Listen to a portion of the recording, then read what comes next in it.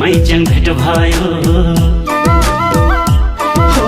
झुरझुरे थाली आउँदामा गोरी गोरी मैच्याङ भेट भयो गाजालु आँखा क्या राम्ररी मलाई त साह्रै मन पर्यो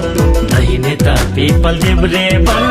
के होला मैच्याङ जनको थर दाहिने त पिपल देब्रे बर के होला मैच्याङ जनको थर